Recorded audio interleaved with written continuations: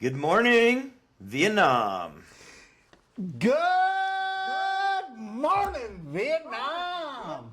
Man, you're waking up on the right side of bed this morning, Marlin. Does that have something to do with where you are? Is it an enlivening? Where are you in Vietnam right now, anyway? Actually, because I'm a liberal, I always wake up on the left side of the bed. Thank you very much. Oh, good. Yes, good. I'm glad to hear that. Sok Chan, and this is one of the things that goes down on their streets. Just to get a video of this. This is in one of their roundabouts. This crazy atomic thing.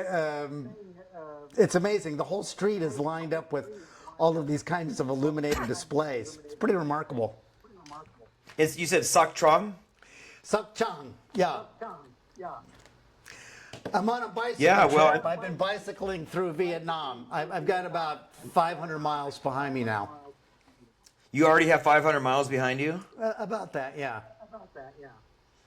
Yeah, well, I want to have a whole episode just on your travel log, and I think you've had some pretty incredible experiences already, yeah?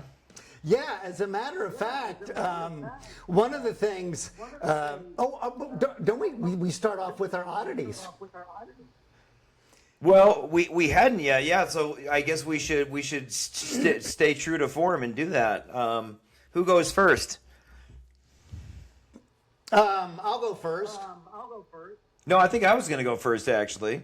Well, then why are you asking me who goes first? Well, I was seeing if you kept notes like I did. Next is John's oddity. Well, so of course this is all just happening in the moment. We gave it a little bit of thought.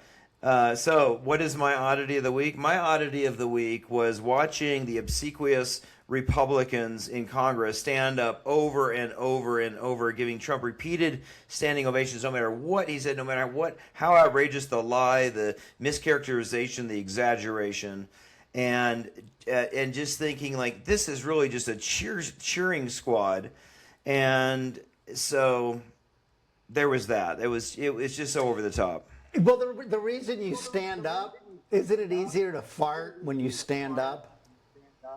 So they're all standing up simultaneously to break wind simultaneously. Yeah. Well, so if I were to spitball on that, Marlin, I would say that, coming to this moment, I'm glad you woke up in such a cheery spot on your bike ride in Sac Trong, Vietnam, 500 miles in. I woke up as did we on this side of the ocean to news of bombing Iran without congressional approval. We quickly learned that an elementary school had been wiped out, 85 schoolgirls killed in this bombing. The Ayatollah, on, with very little attempt at avoiding this, and no real firm justification giving. So just connecting the dots to that oddity of seeing the cheering squad. Monday, there's going to be a vote on a resolution authorizing further war in Iran. It'll be interesting to see if any of those cheerleading Republicans are willing to assert their congressional role of insisting on approving of adventures like this that end up killing school kids and causing mayhem in the region. And so yeah, any thoughts on it from your side of the the ocean? ones who are going to vote to continue the war, the bombing, are those who have been lobbied by the defense contractors and the energy companies, because they're the ones making money off of this. Yeah, you think that's what's behind it? Isn't it always behind it? So long as there's a profit to be made by making war, people will find a reason to make war. It's what they did. It's what they did in Vietnam. Yep. I mean, look at a lot of people who made a lot of money off of that. So my oddity of the week is what Kristi Noem said about a cannibal who was eating his own arms. Oh, that's she said that? Yes, she actually said. She said an immigrant was eating his own arm. He said someone Where? that they had put on a plane. It was on a plane that they were taking this person out of the country, and he was seen eating his own arms. First, if that was really happening in the day of cell phones, someone would have captured it because that would have gone viral. That would have gone viral. The guy munching on his munching on his forearm, yeah, right? Well, when what happens when a cannibal is late for dinner? You know what he gets served? The cold shoulder. What?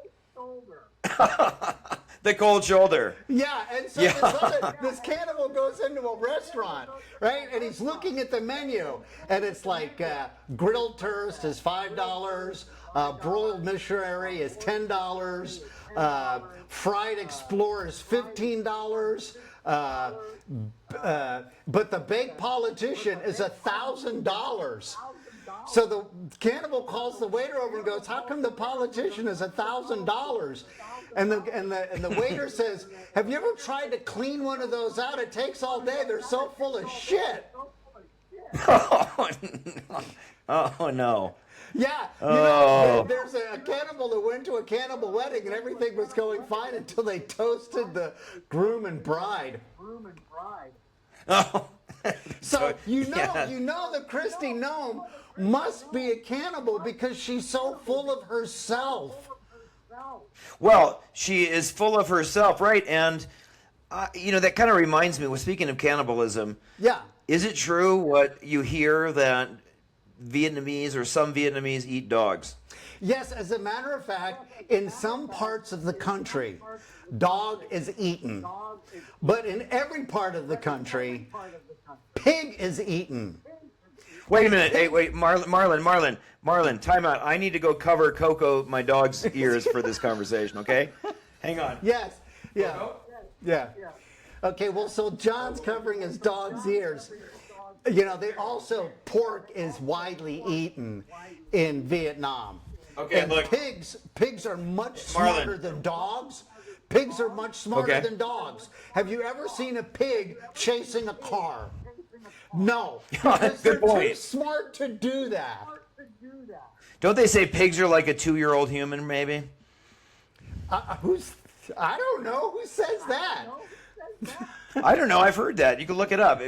Our listeners can look it up. Give us a fact check. No, I think pigs are smarter than a 2-year-old. Okay. Maybe dogs are a 2-year-old. I don't know, but dogs have a high emotional intelligence. I'll give them that. Okay, fine. We love our dogs. But you know what cannibals say? The more you eat, the lonelier you get. Oh God, that's so bad, Marlin. And what's funny? Because a lot of people, you asked about the dog eating. People have seen pictures of Kristi Noem that I've shown. Okay, bringing it back home. There you go, bringing it back home, Marlin. Yeah, and they're looking at pictures of Kristi Noem and they're going, "She's got a face of someone who eats dog." And because she was governor of North Dakota, there's a lot of Indians there, and their tradition is you use every part of the buffalo. So it's pretty likely that the dog that she shot, she ate. Is that what people are saying? Somewhere. Wait, not that you're trying to start any. Not that we're trying to start any rumors here, Marlin. But I mean, whatever she might say about what happened. Rumors like cannibals eating their own arms. That only tells you how bad the food is that ICE is serving these people. I would rather eat my own arm than eat the stuff that ICE is serving me. That's a good point. Well, I mean, did she see this arm eating alleged when she was flying around on what has been termed the fuck plane with Corey Lewandowski, her top aide? That's the people are calling it that, Marlon. It's like a private 737 with her top aide, wide out in the open affair, and thought to be shagging in the back of this plane. But the question is, were they bringing along arm eating immigrants being deported, and she witnessed this in between sessions with Corey and wine at happy hour? I don't know. She just said an ICE agent saw this, but of course, there's no video. There's no other than this is just indicative They will say anything.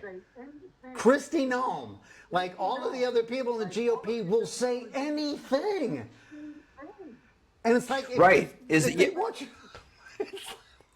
Right. If people believe that an immigrant was eating his arm on a deportation flight, like you said, the food is that bad, or it is just trying to stretch credulity so far that you'll believe anything like less than that, right?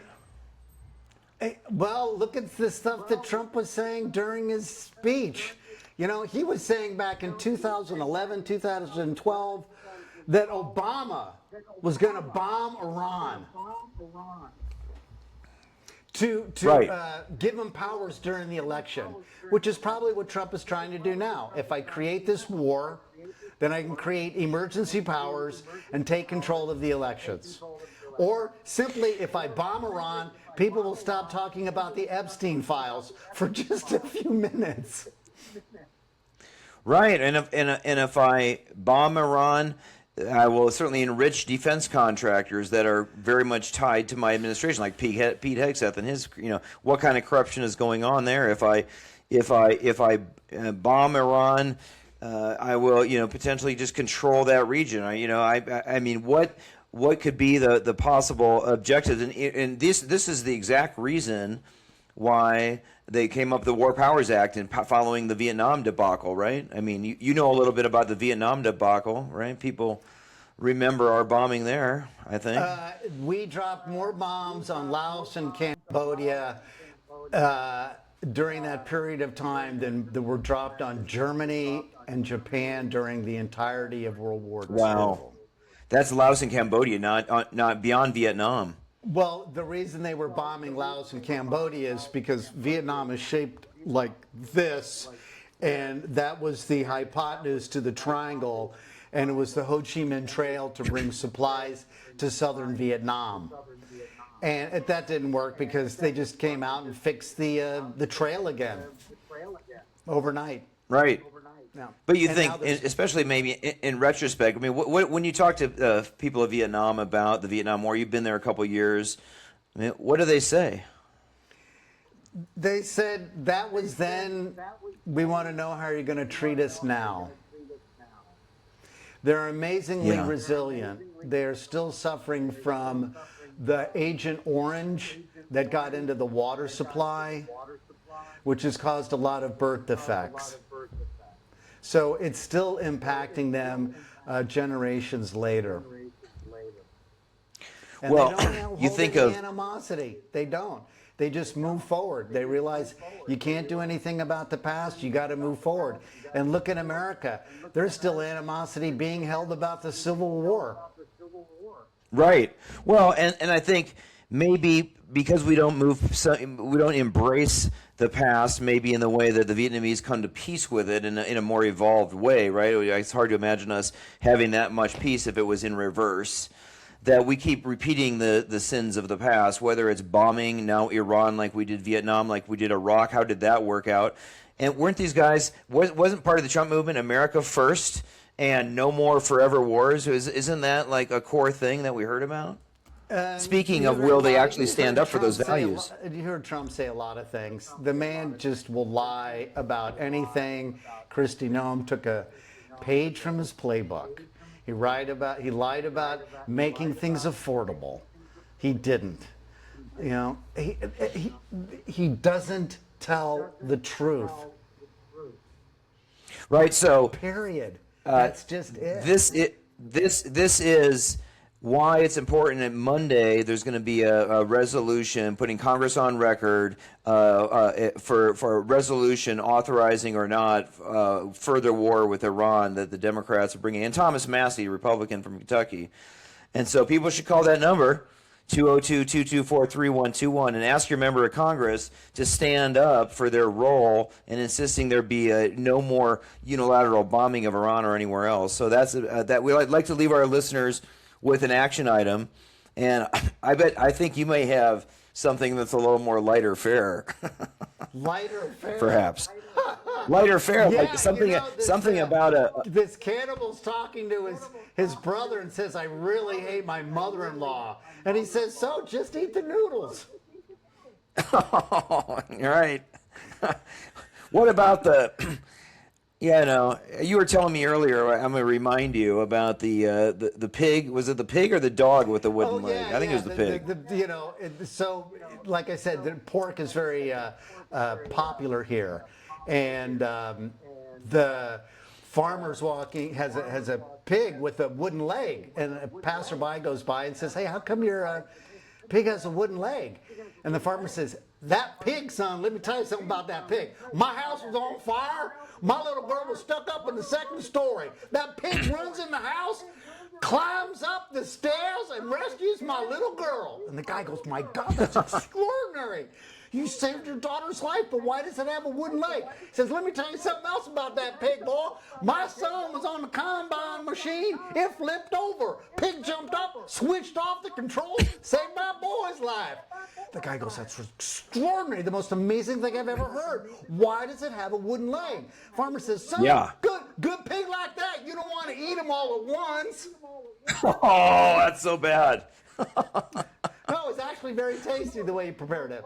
Oh man, yeah, that's a good one, Marlon. One wonders if Kristi Noem had told that joke using a dog, but we won't go there. I guess we already did. A dog with a wooden leg. Well, Marlon, these are odd days. These are odd days, and if you want to get even, keep it odd.